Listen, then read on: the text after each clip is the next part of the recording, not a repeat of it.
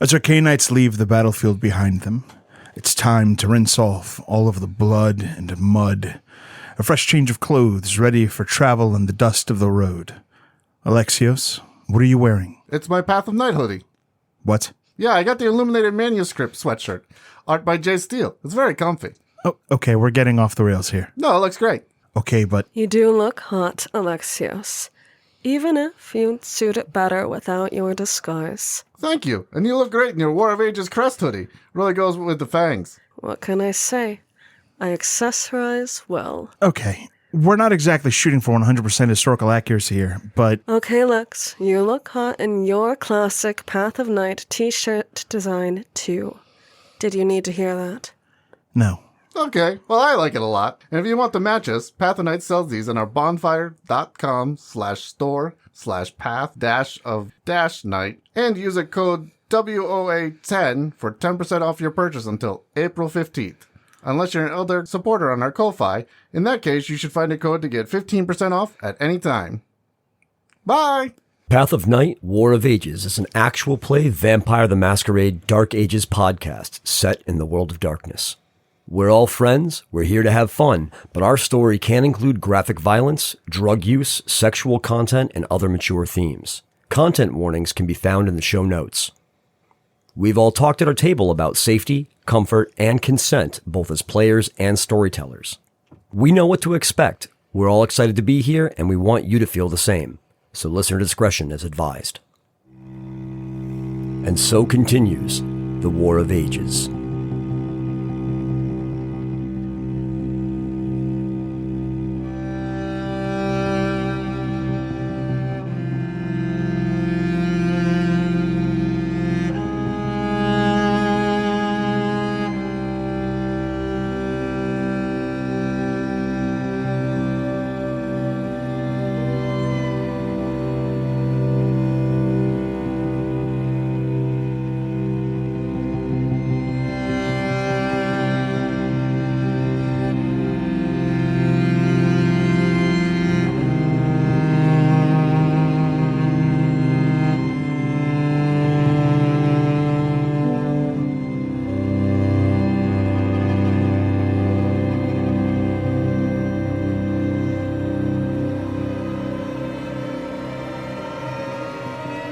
Last time on War of Ages. Roland and Sadhbh discuss sharing Sadhbh's secret.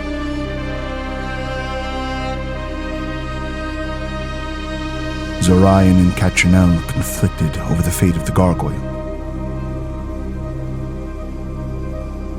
Sadhbh demonstrated her true nature as salubri to her companions by arousing Alexios from torpor.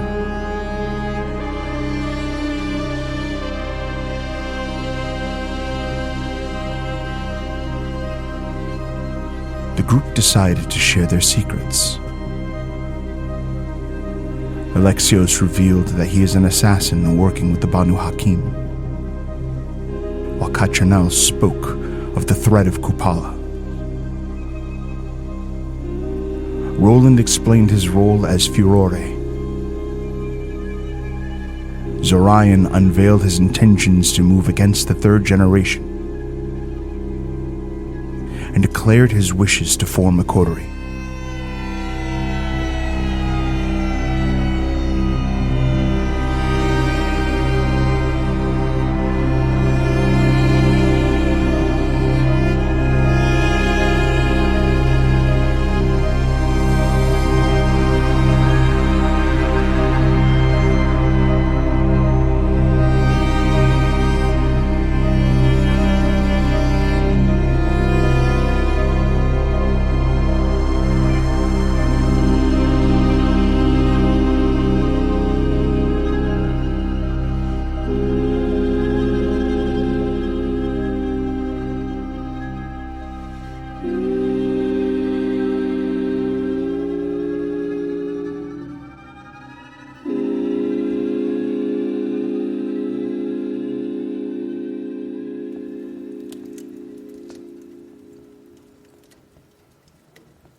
Zorion slowly regards the four of you.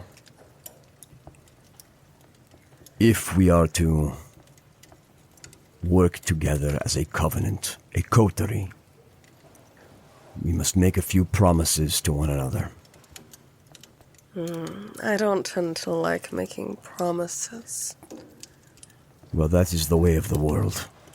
That is Trust. the way of your world. Trust is a two-way street. Is that what you mean, then? The same sort of promise that you offered Nova Arpad? Do not be obtuse. You are smarter than you are acting. Without our words, a bond means nothing. If you do not mean them. I will make promises and vows, I do often, but I will have to say, Zorion, because of the weight of my word, I consider them before making such a promise. But know that if I do, I will mean it. Maybe I can jump in here. Maybe we can make, not a promise, but maybe to start trusting each other and trying to build this trust. Not promising anything yet, but feeling each other out. Because, I sort of know you guys, but not really.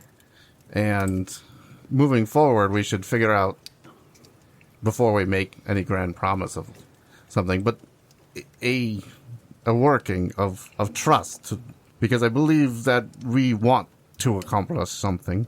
I've just laid all of my vulnerabilities on the table. I was about to say, we have had at least somewhat of an exchanging of secrets. Is that not a basis of trust? Yeah. I'm just saying, continuing forward. We've done this. Is this where we want to keep going? And what are we looking to do? I would like to leave this world better. I would like us to work towards something good, not to the detriment of all else, but that we do possess a strength to do good things. I will say that my reasons are perhaps not the same as Orion's, but I am largely unopposed, nay supportive of anything that undoes and stands against the will of corrupt elders. To swear an oath is abhorrent to my path. I did not ask for you to swear an oath. Then you don't mean some self-enforced servitude? There's a difference between an oath and a promise. One is a stronger bind than the other. I'm listening. A promise is something you make from one person to another. An oath is something bound under the eyes of whatever power lies above. My sire explained it to me like this. A promise is made with your mind. An oath is sworn with the depths of your soul. I am certainly not willing to swear an oath to all of you yet. But a promise is something I can make. Promises would make us a coterie. Mayhaps there will become a time when oaths must be made. But I do not foresee that happening anytime soon. In that case, I do think that there has been trust exchanged here.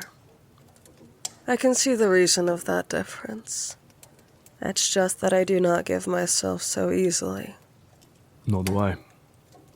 So I would like to hear what promise you wish us to make. I wish for all of us to continue to build this trust and to protect one another and the secrets shared here. None of us is expendable. The 5 of us were put together for a reason. We must maintain that. I would like to make sure that we all promise to maintain communication with one another. If we are to be successful in any endeavor that we take, it will only happen through that trust and communication. And what happens when that communication doesn't work? What do you propose? That's what I'm asking. There are going to be failures amongst all of us. We are not divine. We will hurt each other. The nature of the promise is not never to fail. The way that I understand this, and Zorion, correct me if you are having a difference of opinion, that we endeavor, promise to do the best that we can to protect each other, to protect each other's secrets. I know that I am comfortable placing a promise on the table to defend each of your own lives as if it was my own. To protect what secrets that you have that do not fly in the face of each of the rest of us. Judgment to be used in the same manner. Let us just remember to protect one another, to not undermine each other, and to communicate always, and when communication fails, to try again the next night. We are Cainites. We're going to disagree. This is the nature of the world. And many of us speak with sharp tongues and sharper teeth.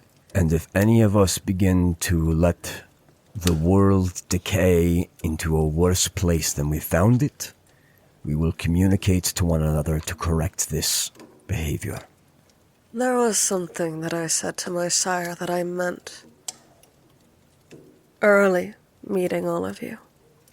Seeing capability. An urge to do... Well, I don't want to be as... sweet as to say the right thing. But to stand up against forces that need rebellion. I do see that in all of you. I think we should work towards finding middle grounds when we can. Agreed. But I am generally not opposed to this, as long as everyone is in agreement. In the interest of honesty, I have sworn oaths, old and sacred. If I have to choose between a promise to you all and an oath sworn in the depths of my soul, I must follow that oath. But, as part of my promise to each of you, I will endeavor my best never to be in such a position. A compromise, then. If anyone here present ever has a reason to leave this coterie and work against it, they will inform the rest of us of their decision, and the rest of us will abide by that and not punish them for making that choice. In good faith and honor, we will let anyone who decides to walk away. That sounds to be a reason to me. I don't believe, though, that we have answered Sayu's question. That if we fail to communicate, what then? Yes, Zorion did. he did. We will try again the next night. I don't like getting into screaming fights with my family. I don't like how Zorion and I handled things tonight. It was fun to watch, though. The Irish fight well. It is something that you are talented at, isn't it? Manipulation. No, it's not. He smirks. There is a It's- short list of people that can get me angry like that. It's because you love me. He sneers, kind of just looks away. So we agree. We have shared purposes. We will support one another and will be honest with each other about our intentions. To that end, she will look clearly at Zorion. It is never my intention to manipulate. It is a consequence of being constantly hunted and having to pretend to be something I'm not all the time. But it is not my intention to ever, now that you all know, to ever have to pretend to be something I'm not with you. I want to be me, as I said. When you have my anger, you have my anger. When you have my love, and you have my love all the time, even during the anger. My people are straightforward with how we do things. War is a daily occurrence for my people. And while it's going, it's vicious. And when it's done, it's done. But in addition to caring for one another's bodies, there's a whole world out there trying to eat us up. And I don't ever want any of us to think that one of us is trying to manipulate one another. So I'm telling you right now, I'm not gonna. Why does the idea offend you so? What's so wrong with the idea of having successfully wrapped him around your finger? Because I did it as me. And I don't want him to think that I was doing it for my own gain. I was doing it because I care about him. And I want him to be happy. When I fed on the boy at the prince's fete, I admit I pretended a bit. And there was some satisfaction in that. That I could, if I had to. The whole world is pretending. We are all pretending at each other all the time. There is one final thing that I wish to determine. I intend for us all to be equal standing in this group. We will all have voices heard, and when time allows, we will allow for votes regarding things most dire. But there are moments when time does not allow. And a leader, perhaps if you were to use the Latin, a doctus, is important. It's applied during the Crusades when you have knights riding with each other, nobles of equal standing. One was given primus during these moments of stress. You do not debate the tactics of a fight after steel has been drawn. I would propose that you all refer to me as doctus within this group. Outside the confines of the room. You don't expect us to do it now, Zorion, do you? This is a choice that we will make together. What if you're not the best one to be making the choice in that circumstance? What if this is a matter of the politics of Catrinel's homeland? A proper leader knows when the correct person is making the calls. But when emergency situations arise, one person needs to be able to say, this is the call. And what measure of control would you seek to have over us? Your consent. An acknowledgement that if in the moment one person needs to say go, then the group follows that command. It is trust and consent. But I need that acknowledgement that it is there. I can agree to that. And if it ever becomes apparent that this isn't the correct choice, we can revisit it, but I don't see it being a problem. Zorion, are you forgetting something? So recently in this conversation, I spoke of the whim, and she gesticulates with these awful hooked claws that she still has, she hasn't put away. They're carefully wrapped around the blood that he has provided for people. The whim I had earlier, to press these claws against your throat if you thought too hard to tell me what to do. I did not forget. Did you enjoy the thought? Catrinel, I am a pragmatist. There are times when we will need someone to make a call, and we will all know who to look to make that call. Will we? I'm sorry, I'm acting foolish, beneath my intelligence. Apology accepted. Oh, I can keep on apologizing for that. You do understand. I intend to make you prince in this land.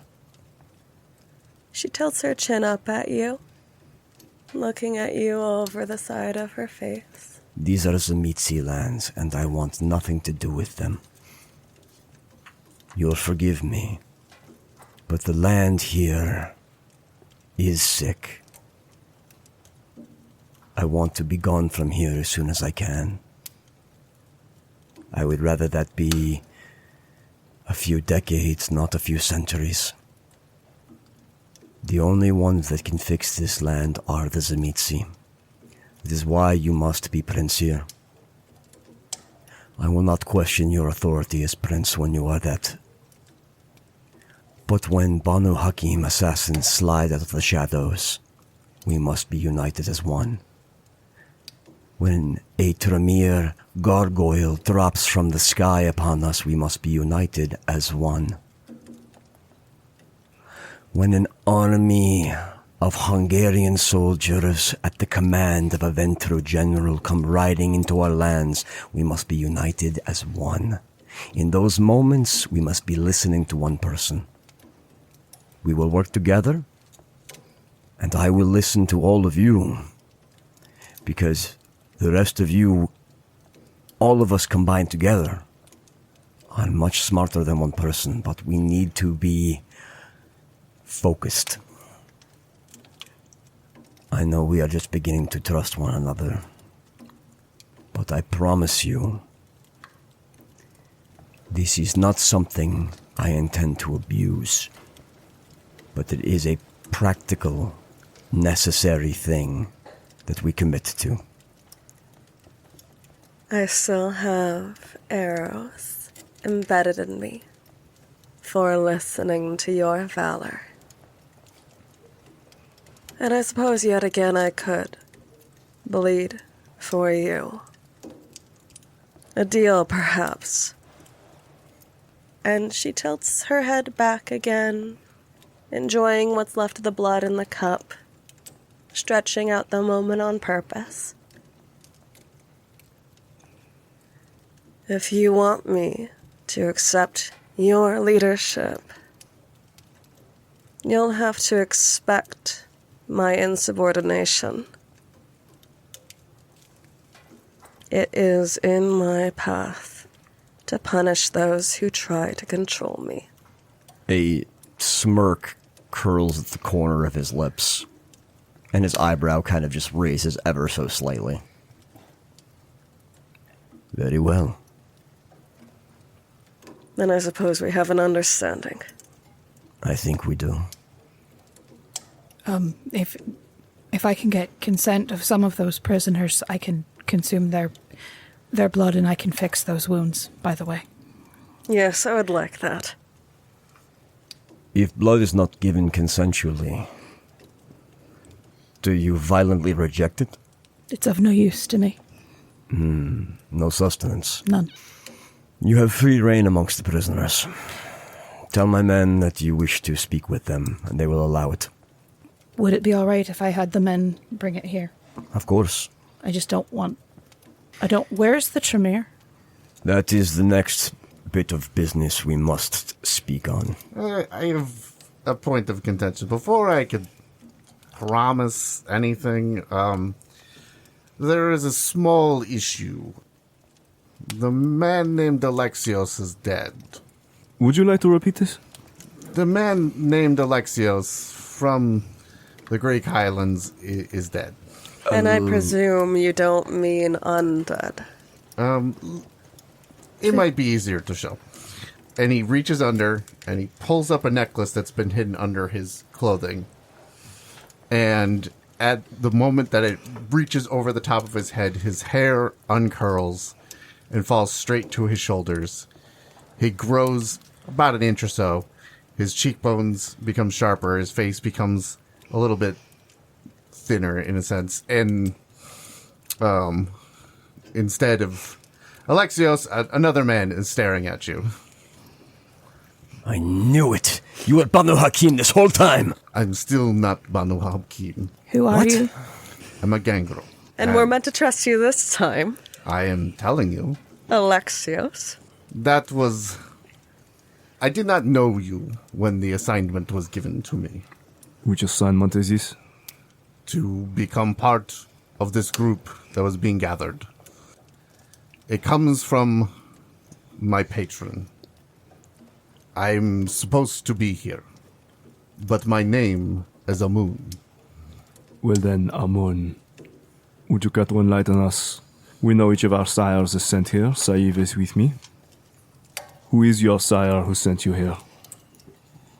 My sire's name is Pan Anub, and it is not entirely clear if he was involved in this. So who sent you then? Which patron sent you to, join with us? Come to Teutapas? Yes, my patron is... Saïv will kind of reach out and put her hand on his shoulder, like she very recently understands how hard it is to say who you are. Is the god Anubis. Very funny. Now, who is your patron who sent you here? It's probably the god Anubis. Yes, and I would appreciate not laughing. Roland looks incredulous. Very well, no offense was intended. I simply do not often meet people who are Servants of the old gods. claim to be sent by foreign gods. I've literally been traveling with you the whole time and talked about my gods all the time. I know, and I put it in the same category. Some of us do not follow your god. I don't know if I do either, but I understand. These are beings beyond our ken. so your god wishes you to come to Teutapas. My god has seen something, and he has not deigned to tell me the details. But I am to be here. And part of that was to figure out what the Setites are doing here. How deep does this go? Have you killed Alexios, or is that simply a dead man? The Banu Hakim has killed Alexios. And you are, working with the Banu Hakim and your god? We work together as allies. The Setites have done a lot to make many of people mad. And these communications that drive you here, are they direct, or do you commune? I have spoken with him, but typically it is sometimes signs, sometimes passed through associates. A practical question then, Amun. Much like the rest of the secrets shared in this tent, how do you wish us to refer to you? I will be Alexios for most of our time here. Then you will forgive me even behind closed doors if I continue to use the name Alexios. I have found in my life that the best lies are the ones told even amongst ourselves. I would prefer it. It is rather a pity. I happen to like this face more. Well, we can do something about that when we have some privacy. But for now, it is best to generally refer to me as Alexios. Je comprends. The secret you revealed a bit later, is that... It has to do with honesty. And there is a certain amount of depths that I can go, but I cannot, in good conscience, promise something as a dead man. I have my cautions around promises and oaths. You seem to speak of good deeds. Is that what drives you? Or is it this revenge against Setites? Can it not be both? Oh, surely it can. So, it is both. It also should be mentioned that Alexios' sire does not know Alexios is dead. Well, then let us not travel to Greece. I don't really know where she is right now. How convincing are you? Do you know everything that you would need to know if you were to meet her? There was some research done on Alexios before he was killed. Saïv starts laughing. Was that really his embrace in his accounting story then? I knew it wasn't 6 hours, you liar. It was 6 hours according to him. And I assumed that your accounting was perhaps a little longer? It was some time. I spent many more years training in Baghdad than I had for a real accounting. And what of your true sire? He haunts the Sahara Desert. A brutal landscape even for a gangrel. He's come to love it in some ways. There are many Cainites there that do. Well, thank you then for your honesty, I suppose. I respect that you have revealed your true nature to us to make this promise. Very good. Yes, it is meaningful. Thank Although you. it does make me doubt every little story that you told along the road. Well, keep doubting. It'll keep you entertained. I actually believe everything you did. I just not your name or your face.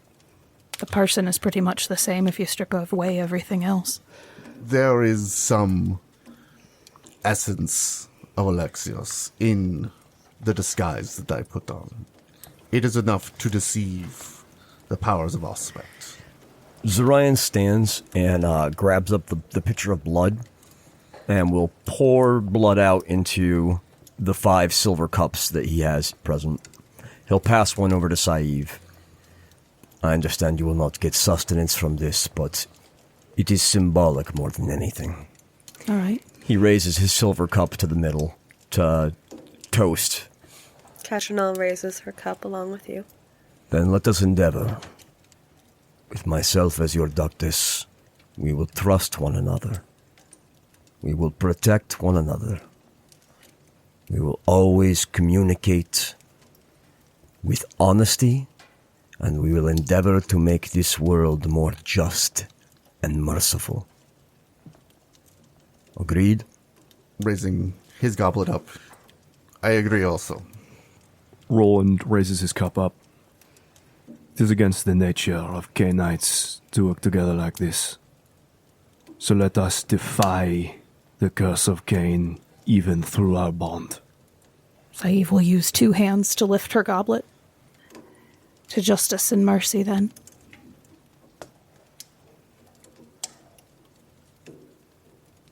Catrinel, just do it already. But you're all so paused in suspense. I'll just drink it now.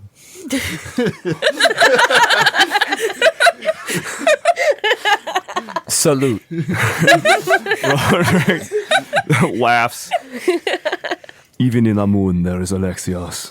Zorion belts back the blood. Bueno. So now that we have that established, we must talk about the hostages we have taken after this recent encounter. Agreed. We have an inclination as to where they come from. Do we have proof? No.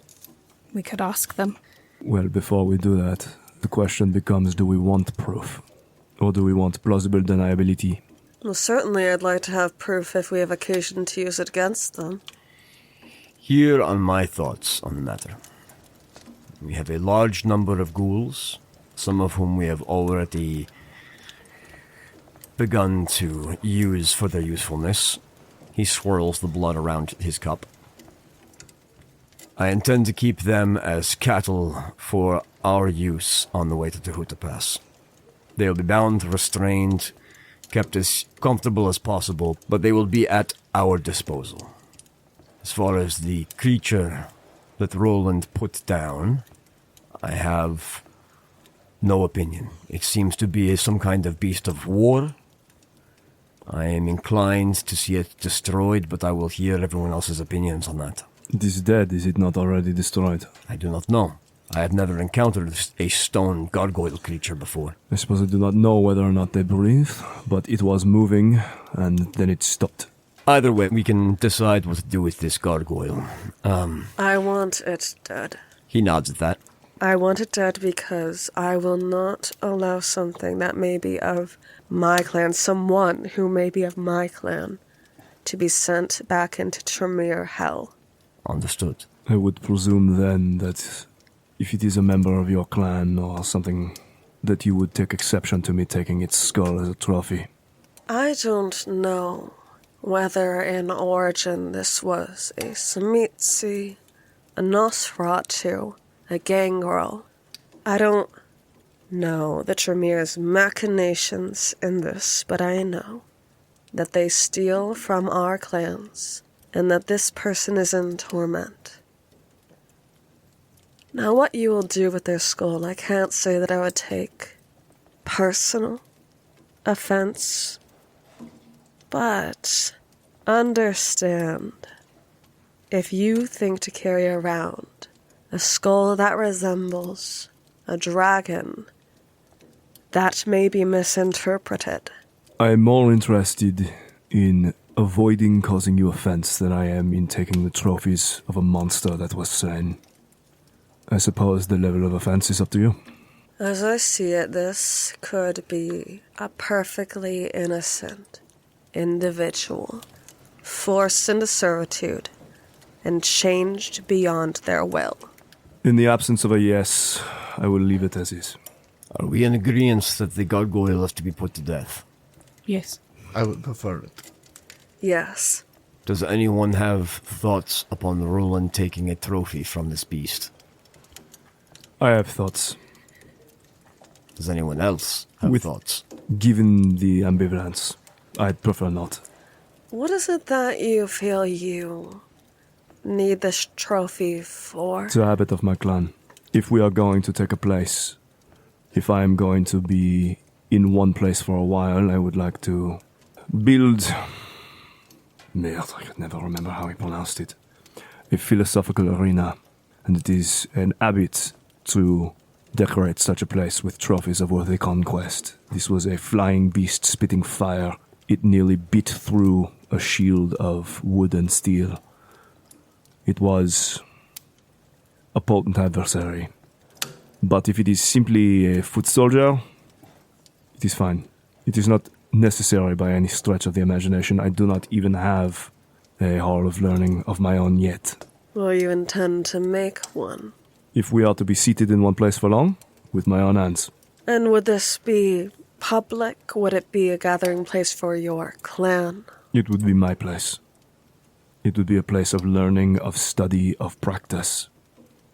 But this is irrelevant to this discussion now. No, I can wait for the future. Rather relevant if you are to take this skull. When Alexios and I were in the city, there were skulls on display where the low clans were gathered, and the decaying bodies they belonged to. Skulls of a Bruja protector and the Slubri he was protecting. Disrespectful to leave the bodies to rot. It was a message. It was a message to those who did not respect Ricard's wishes. That is what I'm trying to assess. The message. The message is I conquered a beast that could fly and spit fire and bite through steel.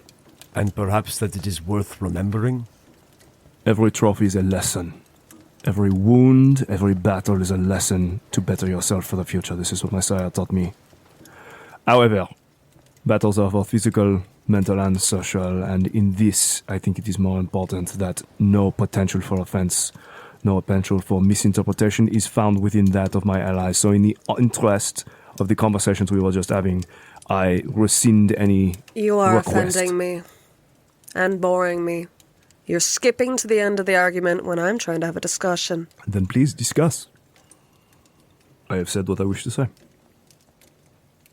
Is it only in this sanctum that you want to display this skull? This is the point of it, yes.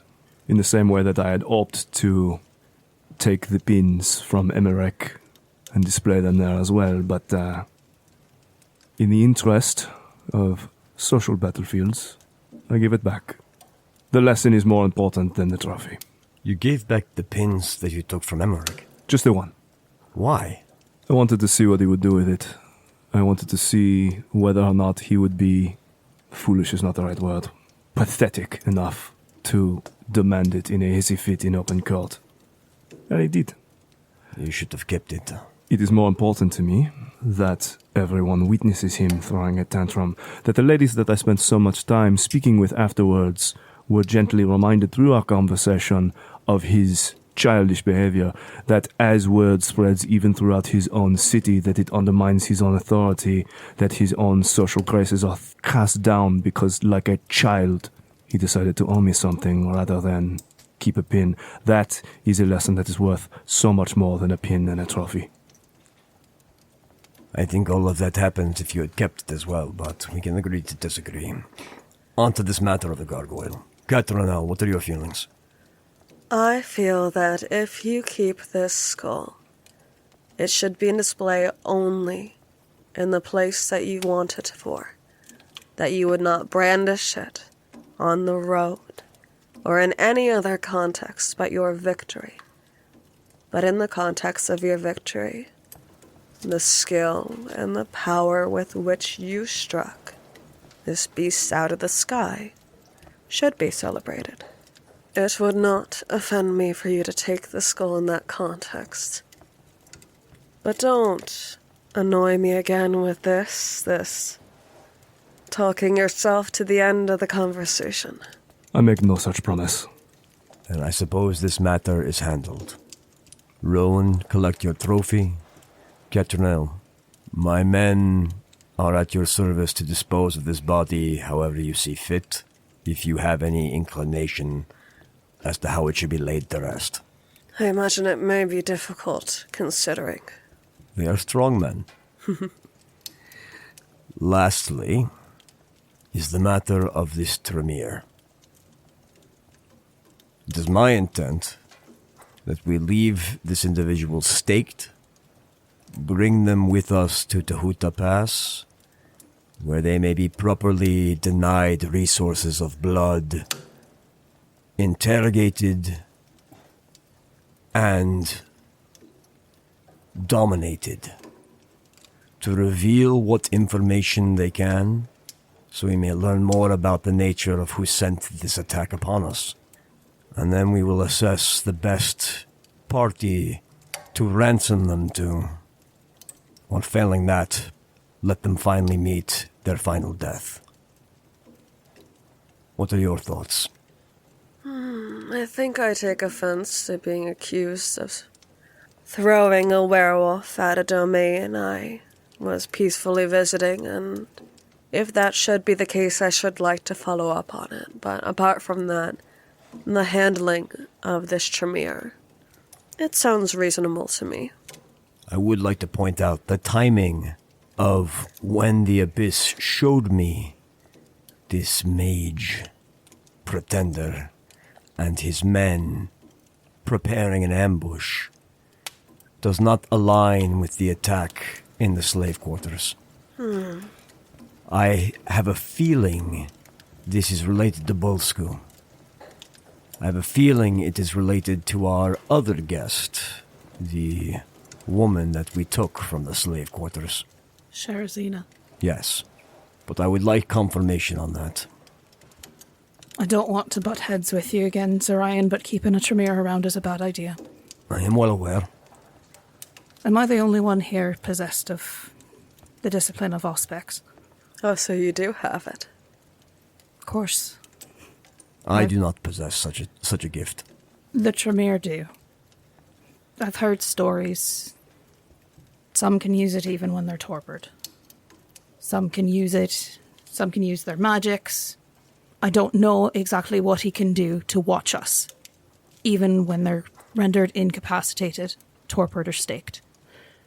I don't think there's a way to guarantee our safety or our security while he's alive or with us. So if we're going to do something with him, he shouldn't be brought with us anywhere. If I might, if this power of the blood is as potent as you are making it to be, then nowhere is safe. And no time is safe.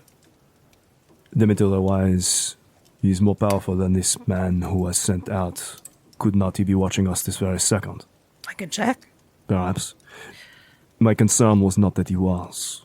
To be honest, I don't know if having this man here or not here, alive or dead, is going to impact how dangerous the situation is for us, no matter what. Well, certainly if he's dead, he can't do any of that lurking around that Saeed is speaking of. He could not, but others could. Is what I'm saying. That unless there is some sort of bond to this man, Did all Tremere have to one another? This is what I'm saying. His master sent him here, he did not come on his own. So his master knew where we were. His master is the one who sent him to us, no? This is what stands to reason in my mind. And it stands to reason that there's a chance that his master could be watching his inert body follow us. How? Don't ask me to explain how the usurpers work their magic. Well, that is the problem. We cannot make decisions based on wild theory that we have no evidence to support. Are you able to check around, see if he is doing what you speak of, or anyone else is doing what you speak of? I can try. If you are willing, we could watch you. Saeed will heighten her sense of sight, and then she will activate aura perception. If you're still looking at Catrinel when you do so, you come across her flaw, mystical aura. When you look at Catrinel, there is the glimmer of witchcraft around her. Permanently, there is sparkle in her aura. All right, and it's normally difficulty 8, but it's reduced by my Auspex pool. All right, so it's now diff 4. That is 7 successes.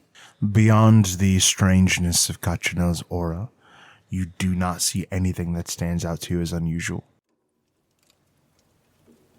Nothing watching us at the moment. That's no guarantee that Roland does not speak true, that they may still yet be other places, but at least it means our conversations are safe as of this moment. Staked, thrown in a box under a pile of dirt and rags. He's as safe as anywhere, unless we are going to kill him instantly. I am myself of the opinion that knowledge... How do I say? We are speaking of unknowns and things that may or may not happen or may not be possible. This is perhaps a rare opportunity to learn what we can from one of the usurpers without it dying instantly. I would rather have more knowledge than not, if we are going to combat them in the future. I can also just break into his mind right now. Then we should we not? Unless, as you are speculating, they have defenses for some attempts such as this. This is what I am saying. I would prefer to do any of this in a more controlled environment when this Tremere is denied access to his blood and allies. If their will is strong enough and you commune with their mind, things could be found out about you, yes? It's possible. I'd rather keep you away from this Tremere in that regard, then. But you still want him traveling along with us. Staked in a box. Correct. What if we wear him down a little bit first? We make sure that he's pliant, feed him a taste of blood, have him listen to our orders. He's quite worn down as it is. Alexios ripped out half of his torso. Yes, but there's more we can do. And we don't know if a blood bond would hold him. We don't. But a bit of domination seems worth trying. That's an art they're skilled with.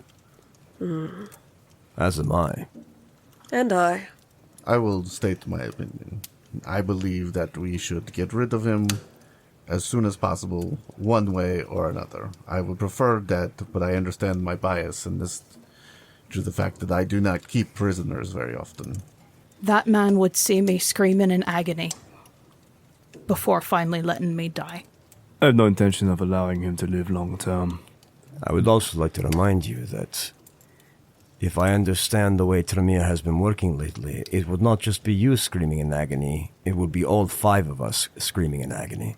You're all capable of fighting back. Are you not? No. We have been attempting, but I am, unfortunately, in many ways a poor teacher. It's not you who's a poor teacher, It is. Roland. I haven't the strength to be the teacher you need. My blood, my beast, doesn't want to fight. It's meant to heal. It's meant to forgive. And as we have spoken many times, we are not slaves to our beasts. You could learn if you wished. But you do not. Maybe I'm just tired of the world's hurts. Maybe I'm tired of seeing what people do to one another, and I'm tired of being part of it. Maybe I don't think the healers were wrong to not raise a hand. And I know it's stupid, and I know it doesn't make sense. No one wishes to fight. This is not the time for this. May I? Please. It is then your choice. And it is a choice that we can respect. So, moving forward from there, I think we just need to make the decision of what we wish to do. My stance is that by keeping him alive, it offers us the chance to learn more about him. We can still put him to death if that is the decision, but killing him now prevents any of that from happening in the future. I think living hostages are preferable. But, as we are not in an emergency scenario, I say we put this to a vote. Feel free to disagree. I don't think that we're ready for a vote yet.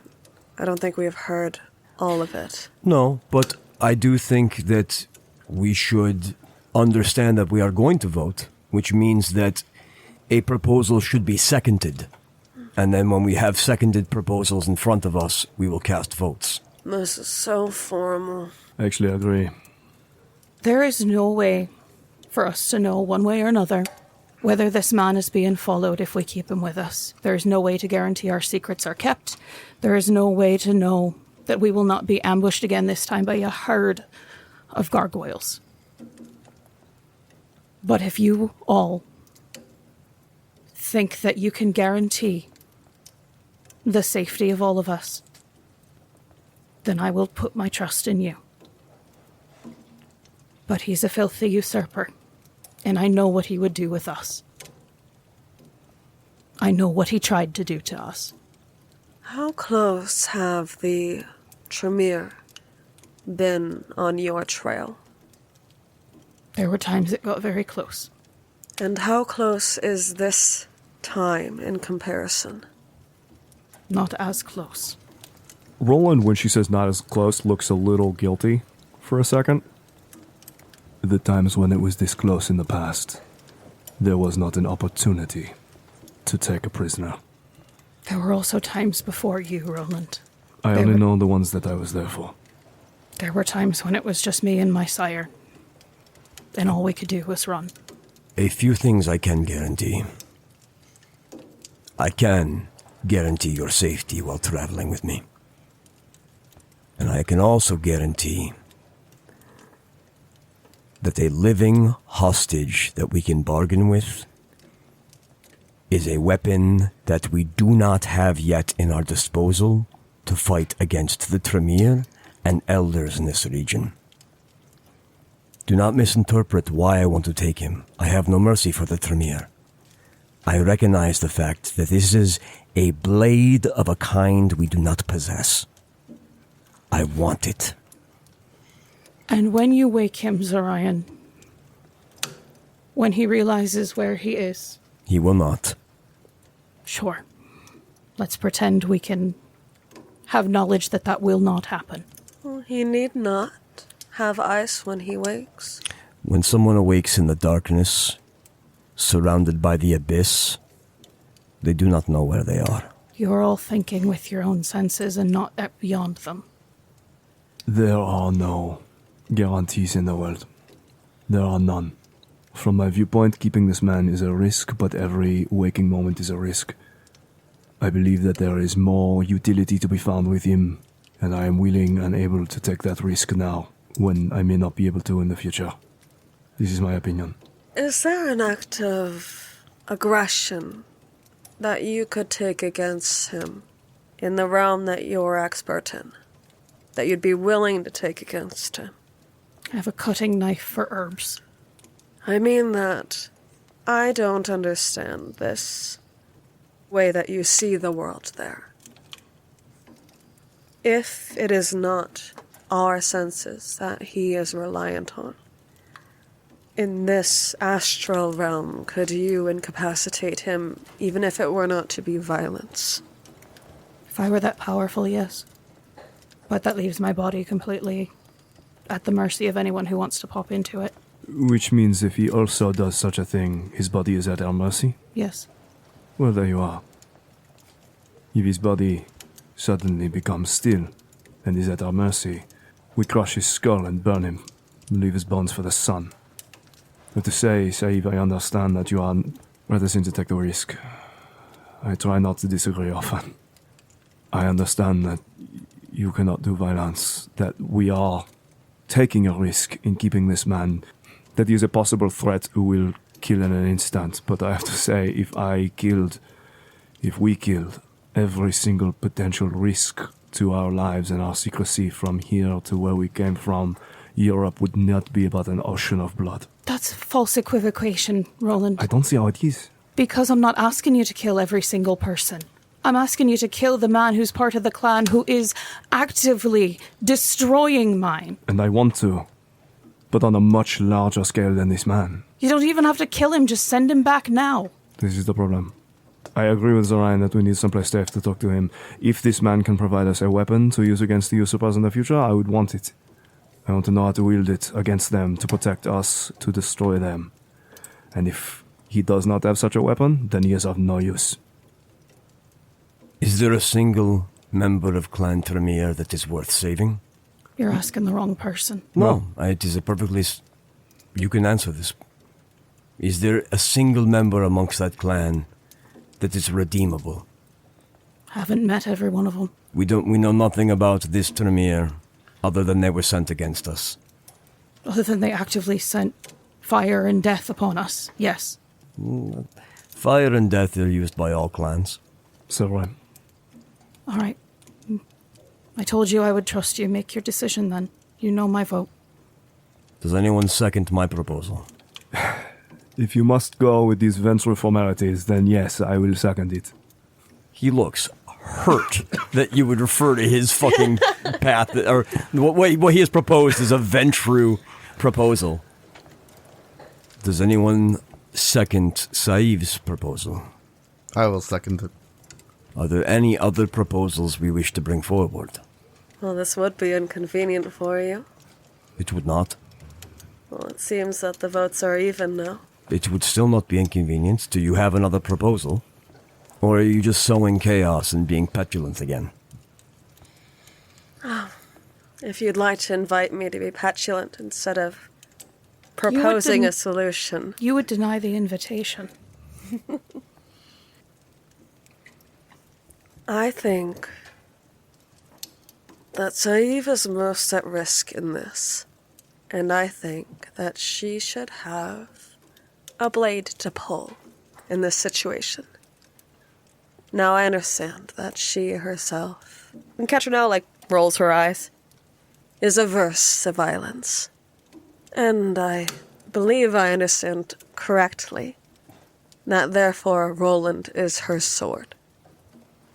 I think that if the two of them could agree that this man needs to die, then they should have that right at any time.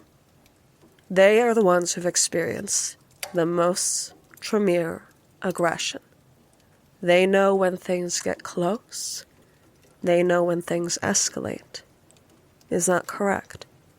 I will say, for myself at least, that if I am in the room and this Tremere begins to act in any sort of way that I do not find compliant, there will be no discussion. He will be dead before he can move.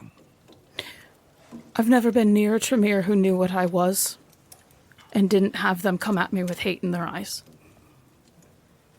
So in this case, it would be that we would be keeping him, and that you would be able to veto that at any point if things were to escalate and the two of you shared that power. I don't want to be in the room when he's awake. No, Sir Jube.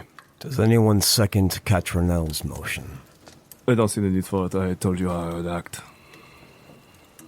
I won't be there when he's awake. That's just categorically a bad idea for me. So is it Agreed. you agreeing or disagreeing? I don't particularly care if you're I in the don't room. really know what you're proposing other than that he should die if Roland and I agree on it, which we don't. We may in the future. At which point he is dead, whether or not we agree to it. Well, in this then room. the vote number shifts entirely. So no one seconds Catrinel's proposal? I see not the need. Very well. He Then is we dead have either two way. proposals to vote on. Either We kill him here on the spot, or we take him with us and decide his fate at a later date. Or send him back now. No. Do you propose another motion that we send him back immediately? Why wouldn't we if we're planning on sending him back anyway? We're not. That's what Zorion proposed. We us have- ransom him back. We don't know the man's value yet. That would require a We also conversation. don't know who to send him to. Not officially. That would be something we would have to talk about after we spoke with the man. But I do agree with Zorion that to do it now, here in this camp where they already attacked us, would be a risk too far, let us Why? say. They already attacked us. Might as well. They know this location. And they attacked us here because it is an open field, and it is vulnerable in ways that other places are not. And it's a bloodbath currently. For both sides. Alright, so I'm not hearing why. Because I would like to, as you say, avoid more of a bloodbath if possible. How would it be more of a bloodbath? Because this place is not defensible. Is there It's some one tactical man. location near here? Some stand of trees or something that would suit your judgment to move to quickly? What is the question? If the location is the issue, can we simply move somewhere that is The location is not the issue. The issue is that we are acting blind without any knowledge. Then why not question him here? Because he may still have a great deal of blood. Because I know that the Tremere are able to augment their generation. That if waking him now, he may be able to use his dominate against us. Then we wait a few hours. It is perhaps longer than that we must wait. Also, because here, even nearby here, are things he knows. I would rather bring him far away where when we wake him, he does not know anything about the area. Also, I would like to continue our travels. The longer we stay in this place, the more likely that more will follow and find us. I would like to continue on to Tehuta Pass with speed. I understand we also have other stops before we make it there. So yes, to boil it down, we kill him now, or we take him with us. I perhaps should have asked earlier, Zorion, whose lands do we travel through? I believe now we are on the edge of Mitru's lands. Do we know the feelings of the local lord? In regards to the usurpers, it could also complicate things. If we are on their lands and they have treaties with them, They are Gangrel. I am not aware that the Gangrel are happy with the Tremere, but we do not know. then traveling a little farther might not be a bad idea to more cement ourselves in the lands of Mitra. Our options are either put them to death here, or leave them staked, put them in a box, cover them with dirt, and bring them with us. Can we at least bring them with us to somewhere where we can learn more? The intention of bringing them with us is to extract everything we can from them. Is there a spot nearby that we could do so? Not one that I trust. How far is a place you trust? When we get to Tehuta Pass, I will let you know if I trust it. And to be clear, I know of no discipline or power that can be used once a vampire has been brought to torpor. I feel safe and confident with him in this state. Must be nice. It is. You should try it. I believe this is too good of an opportunity to pass up, so if we are casting our lots, I am willing to take the risk that more tools against the usurpers might be found. If it will make you feel better, we will strip the man of his possessions and burn them. We should do so. We should take away any potential tool for his magics. Bind his mouth and eyes, bind his wrists and feet. Bury him deep and dark. If he has any books, I will keep them. I have never been in a mood to burn books. It is in bad taste. Details aside, we have 2 for death and 2 to continue. Roland looks at Catrinel. I think the coterie looks at Catrinel. Saeed doesn't. She is just looking hurt and upset. I suppose I'll vote to keep him. With full support, should Roland rip his head off too. I will inform my men that we are boxing him and burning his possessions. I would take an interest in those books if there are writings. Indeed. Is there any other business you must attend before I have my men break this camp, if you call it that. Who needs their wounds tended? I would like that. The last thing to mention, perhaps, since we are laying our potential to draw more hatred from the domain of pest, where are we bringing this Jazina? She has been kept quietly, away from the others, because she draws somewhat of attention. Is she traveling with us the whole way, or are we dropping her somewhere? We did steal her from Bull School and the late Roland, in a matter of speaking. I should like to characterize it as we found her after she had successfully run away. I would love to characterize it as liberation, but from the point of view of our enemies, she was stolen from an elder of the Ventru. She is of my family. I would see her protected. Well, she mentioned that she wanted to return to her brother Dragomir, who is the Prince of Belgrade. Yes, I'm not particularly interested in that option. Belgrade is leagues away from our destination. It would be unrealistic to go there. That being said, dropping her off would leave her to the mercy of the countryside. And currently, I think that would be putting her back into the hands of slavers. Effectively. Then with us she continues to travel. Yes. I simply wish to mention it on the back of a conversation of things that would piss off our enemies. Which, to be clear, I have no problem doing. She ran for a reason. I would see her receive the help that she needs, and that would not stop at liberation. Then as your clansman, I leave her in your capable hands. Thank you. Should you require assistance, you, I suppose, have the rest of us at your beck and call. Saif, will you return to riding with me on the carriage? Once I've mended Catrinel's wounds. Yes. Then perhaps along the road you may be able to mend my shoulder. I look forward to riding with you some more. I will prepare things. Only if the cargo isn't in your wagon. Of course not. I don't travel with a prisoner carriage. Well, we lost quite a few to the fire that he brought, so we might not have much choice but to double down on who's carrying what. We'll make sure you don't ride together. Zorion heads out of the tent, and you all hear him beginning to shout to his men to start marshaling everything up onto the carriages, reorganizing, and getting moving once again. Amun puts the necklace back on, returning to being Alexios again. Catrinel makes a disappointed noise. He makes a little bow at her before leaving the tent. Saeed will motion for whichever of Zorion's men is closest to...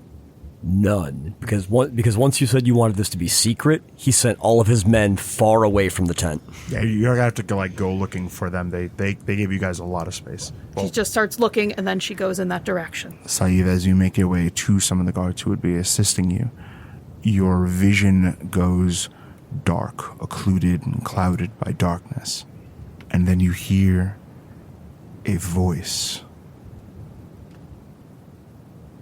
Saif, lost child of Salah, I can feel your pain. I can feel the torment of that light within you, slowly snuffed out by darkness. Can you hear me? Get away from me! Catrinel takes a step back, looking confused. Let me see! Get off of me! By the time the voice is finished speaking, your vision has returned to you, and all is as normal as it can be, considering your circumstances. Get it away! Roland, get it away! Roland is at her side in an instant, She, grabs the front of his tunic. hand on her back, pressing her into him in a comforting and protective manner. With his left hand, his right hand is not drawing steel, but on the hilt, and he is looking around. Saif, I see nothing. He's not gonna let you see him. Don't let the darkness take me. Roland, don't let it take me. Don't let it swallow me up. I told you there's things we can't see, Roland. There's always things we can't see. Is it Elijah? Is it that man? I don't know what it is. Why would you think it's him? He's the one who got us out. He's the one who got us to safety. Because he is the one who approached you in the dark the first place, speaking of whispers. Why would you think it's him and not the Tremere, who I just tried to have killed? Why would you choose the man who tried to save me? Because one speaks of whispers, and the other, they do not tell you when they are coming You don't before want to you keep burn. me safe, Roland. You're not trying to keep me safe.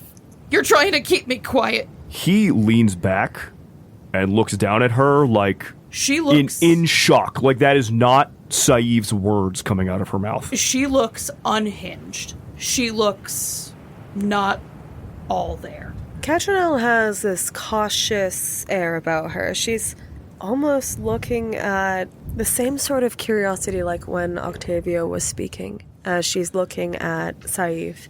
She's trying to figure out the dynamic here. You're moving like, well, at first, in the beginning, you moved like this is something that you two have practiced, that you would come to comfort her and there might be episodes of some sort. But this is not going the way that you expect it to go.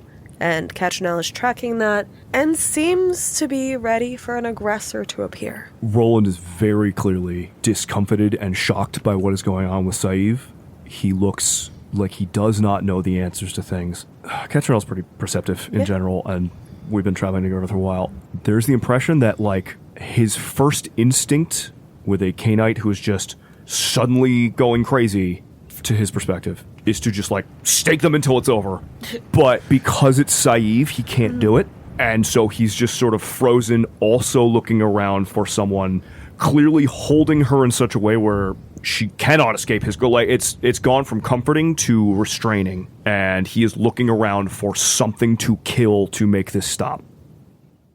Lex, with Dominate, does that allow you to look around in people's minds to see if there's influence? No, that is a use of Auspex. Thank you. Think of Auspex as how you would learn the secrets of someone's mind, and Dominate as the means of influencing their mind. Got it. Catrinel takes a cautious step forward, testing whether she is the source of the issue. It does not seem to change. It looks like it's just, for Saiv's perspective, it looks like it's just her and Roland right now. Like, for better or worse, like, she needs him and she's angry with him and he is the only one she trusts to make this go away. She is a child having a nightmare. And I mean, Roland, that might be like in the early days with her when her night terrors were especially bad. That might be the closest approximation. How is Roland's expression as Catrinel approaches?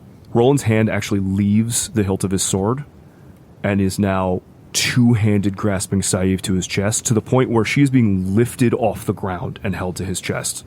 And as Catrinel approaches, Roland recognizes that it's Catrinel. He does not seem aggressive towards her, but Roland, seeming without noticing he's doing it himself, while he continues to look at Catrinel like, help me, what is happening, twists his body in such a way that he is positioning himself between anyone who is approaching and Saiv.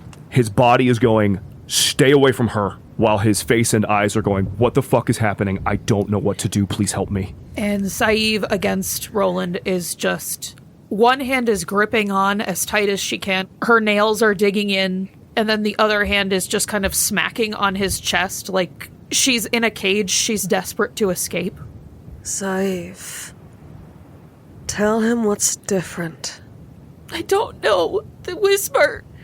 It knew my name. It heard me. The whisper in the dark. It told me my light was going out. And I don't want it to. It's not. How do I know that, Roland? Because I know you. And for all the talk we've just had of trust, there is one thing I trust more than anything else, and it is who you are.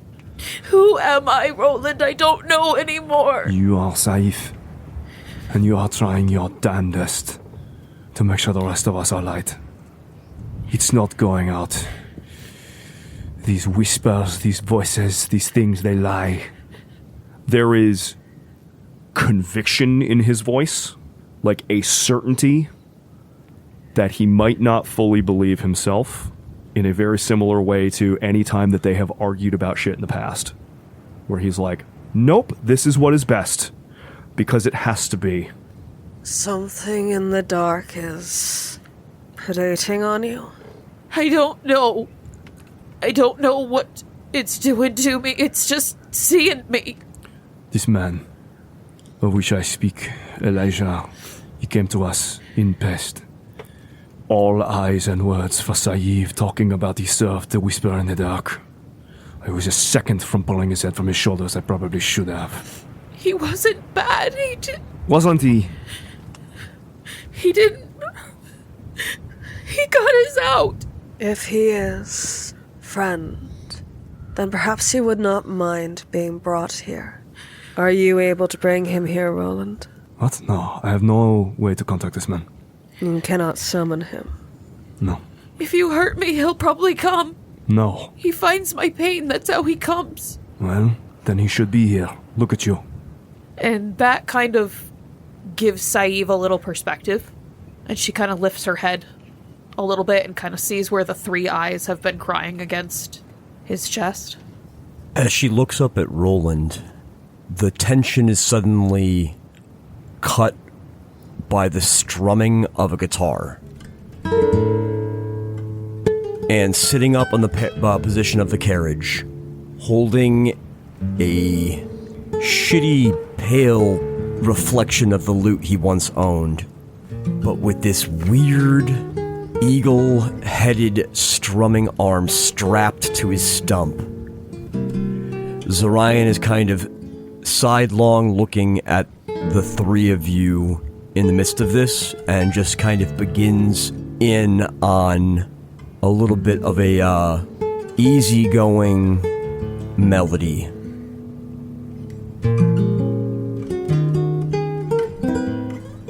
Something wants you to believe that you're alone. But you're not alone. Roland has you in his arms. We're here. And you're not in the dark anymore. Alexios has been watching this for a bit just to see what is happening and where it is going. And he pushes himself out to be seen a bit more instead of the usual circumstances of keeping himself hidden, just to show that he is in fact with these people. Probably a good 100 feet off the distance behind Alexios, a fire starts to kind of erupt as Zorion's men put the Tremir's possessions to torch. Saïv is still she is finally at a place seeing this, hearing the music, that she is at a point where she can take comfort from the people around her.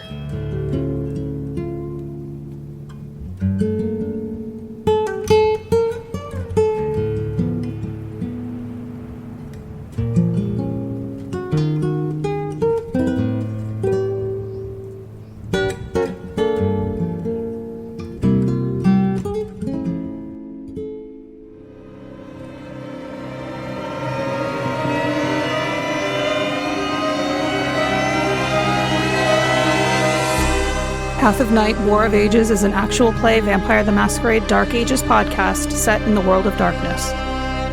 Alexios is played by Tim Davis. Catrinel is played by Rebecca Steigelfest. Roland Roncevaux is played by Rob Muirhead. Saïv is played by Erika Webb. Zorion de Iruña is played by Garrett Gabbey. Your storyteller is Lex Lopez. The music used in this episode was Don't Look Back by DaniHaDani and Maya Belsitzman. Path of Night uses the 20th anniversary edition of Vampire the Masquerade Dark Ages with a few limited house rules. Vampire the Masquerade and the World of Darkness are owned by White Wolf and Paradox Interactive. Be sure to subscribe to us on Spotify, Apple Podcast, or wherever you find your podcast. You can find us on YouTube at youtube.com/@pathofnight. You can help support the show at ko-fi.com/pathofnight. Look for us on social media at Path of Night Podcast, or email us at pathofnightpodcast@gmail.com.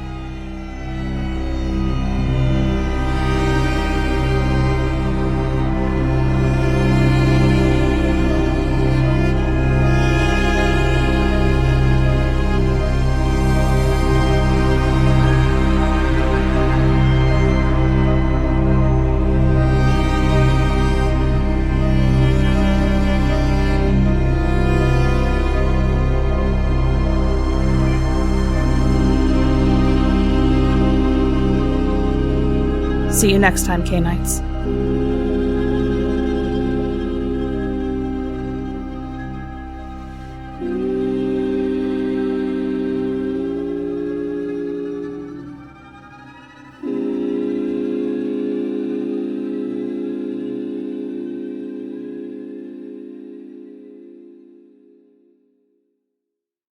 Is it a thing that I can just use fists to pull the blood out of him? Check the edition, but in revised, at least, you are able to impale his heart using his rib cage, and half his blood pool explodes from his body. Because I feel like that's his body. I don't know.